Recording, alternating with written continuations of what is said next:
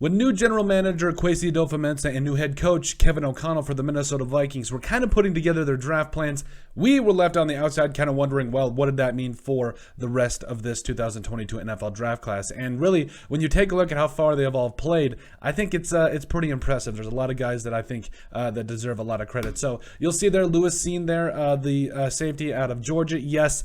Played in 3 games, mainly on special teams. Had some, a couple of defensive snaps here and there, but was placed on IR after that grueling leg injury. Was a compound fracture.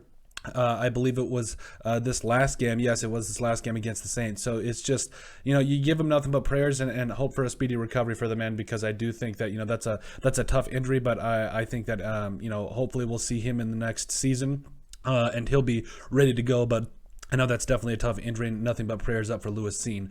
Then in the second round, number 42 overall, the Vikings selected cornerback Andrew Booth Jr. out of Clemson. He appeared in 1 game, I don't know why I said 0. He's played in 1 game against the Packers, played on a couple of special team snaps, and, it was kind of one of those things where he's got all this talent. The question is, especially when he came out of college, could he play healthy? Could he play for a full season? And thus far, I think he's missed a couple of games. It is what it is with a quad injury, but it looks like he was a limited participant over the last couple of days, so hopefully he'll be good to go against the Chicago Bears coming up. So, the talent is there. It's really just wondering if he can stay healthy. Still in the second round, the Vikings selected Ed Ingram, the guard out of LSU. He might be one of my favorite players in this draft class. I loved Ed Ingram coming out. I thought, honestly, he was a 3rd or 4th round pick, but the Vikings went up and got him. And you know what? Has played 267 snaps, allowed 1 penalty and 2 sacks, but has a 60.9 PFF grade. Hey, at least it's not Dakota Dozier out there again. Am I right? It's way better than we've seen in a while. Let's be real here. So I really love Ed Ingram. I think that the sky is the limit for the guy. But overall, you got to be really excited about what you've seen so far. Yes, there's been some ugly. There's been some great things, but also, there's been some learning moments, and I think that he's going to continually get better and be a really big bright spot for this young Vikings offensive line. And honestly, it's kind of transpired throughout the rest of this offensive line. Now, I know that Brian O'Neill had a tough outing against the Saints. Cameron Jordan ate his lunch. He had a couple of false starts, but just the addition of Ed Ingram, I feel like, has really elevated the play of this offensive line and has really made them stick together as a unit. Then in the third round, number 66 overall, the Minnesota Vikings selected Brian Osmo, a linebacker out of Oklahoma.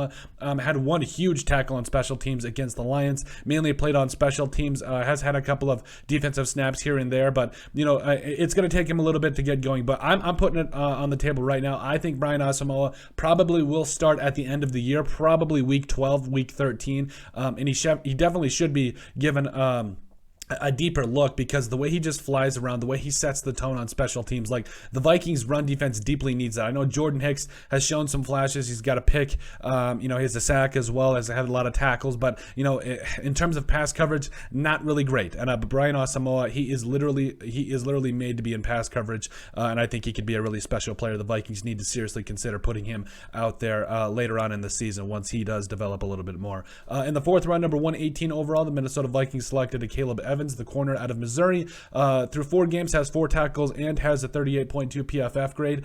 I think Marquez Callaway that kind of got him that last game against the Saints, but we've seen some good things from Caleb Evans. It's going to take some time, but he's got the speed, he's got the length, he's got a lot of the things you like to see in a corner that could definitely be a big part of your future plans. So I'm not worried about it. I think he's going to continually get better and be a big part of the Vikings' plans moving forward. In the 5th round, the Minnesota Vikings, 165 overall, the Vikings selected Esezi Otomehu, the defensive end coming up out of Minnesota. Great run defender. Had some things to do in terms of the pass rush game, and you know what? They were going to develop him. Hasn't played yet from what I've seen, but I do think that later on down the line, especially if the Vikings running game does not step up, maybe we could see him just to get a couple of snaps here and there just to see what he does and how he performs, because I definitely think there's some physical tools there that make you excited. So we'll see when he does get on the field, but I don't think it will be long. Still in the 5th round, number 169 overall, the Vikings selected running back Ty Chandler out of North Carolina. Mainly played on special teams through a couple of games here, but I'm really excited about the future of Ty Chandler. I think it's going to be Ty Chandler, Kene Nwangu, and Alexander Madison, Dalvin Cook probably will be gone by then. But Ty Chandler and Kene Nwangu are definitely bright spots young bright spots for this Vikings team, and I'm excited for it. In the 6th round, number 184 overall, the Vikings selected Vidarian Lowe, not Lowe's, not the discount, not the home improvement store or whatever, but Vidarian Lowe, the tackle out of Illinois, has not played, made the 53-man originally, but I do think he's going to be more of a project tackle down the line. Probably going to be that swing tackle for you, but in training camp, we've liked what we've seen in him as well as in the preseason.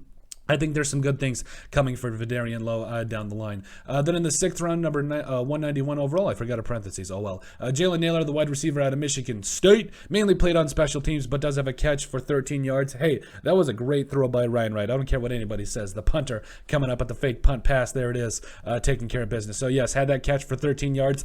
And if Adam Thielen, I don't know why my voice sounded like Kermit there for a second, but if Adam Thielen continues to taper off the way that he has now, Adam Thielen is still a very good football player, but I don't think we're going to see the type of double-digit production in terms of touchdowns that we've seen in years past. Like, Adam Thielen probably in the next couple of seasons will be gone. Jalen Naylor, KJ Osborne, those guys will have to step up, and I'm really excited for Jalen Naylor. I think he's going to be a very big part of the Vikings receiving room in the future, and I think you got to be nothing but excited for him because he's only going to continue to get better. So, in the 7th round, number 227 overall, Nick Muse, the tight end out of South Carolina, mainly been on the practice squad so far. But the Vikings, Irv Smith Jr. and company, like Johnny Munt dropped that pass, on 4th and 1 against the Saints. Like, the tight end position for the Vikings, Irv Smith Jr., I thought it was going to be, especially him coming back from that thumb injury, I thought it was going to be kind of a position of strength, but that hasn't been the case. So, I mean, Nick Muse could probably maybe get some